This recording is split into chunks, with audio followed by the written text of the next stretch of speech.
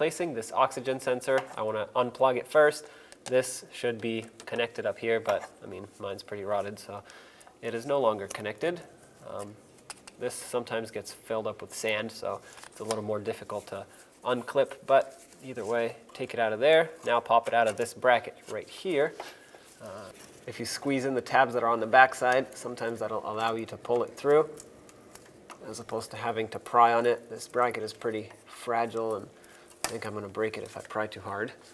So there we go. What I'm actually going to do is just cut the wire tie with a razor blade.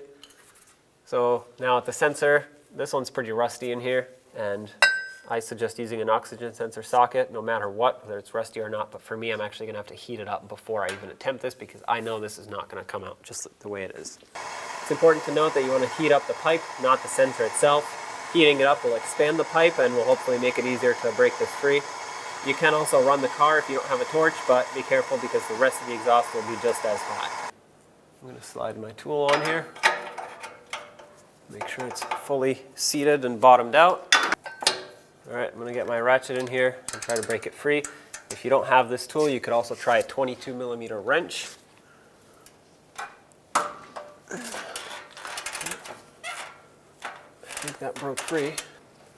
So I'm going to remove my tool, and I think I'm going to switch to the 22mm wrench because there's more space. Remove it with the wrench now. And now that it's loosened up enough, if it wasn't so hot, I could do it by hand.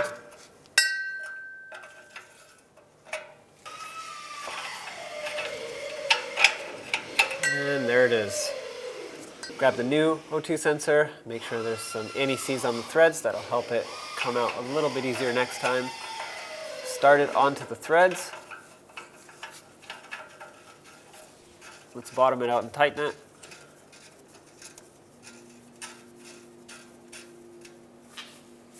Okay, 22mm wrench still.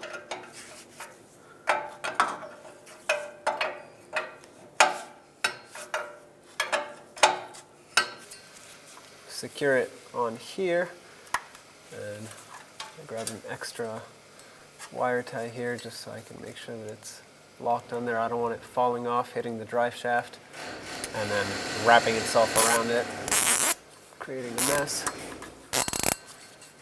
Bring it down. I'm going to grab another wire tie and secure it here. My new one does not seem to have a clip, so secure it however you can. I'm going to come back here and cut off the excess on the wire tie, as well as this one up here.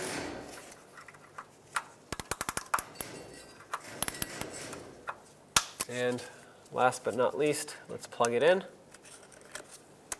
Make sure it clicks.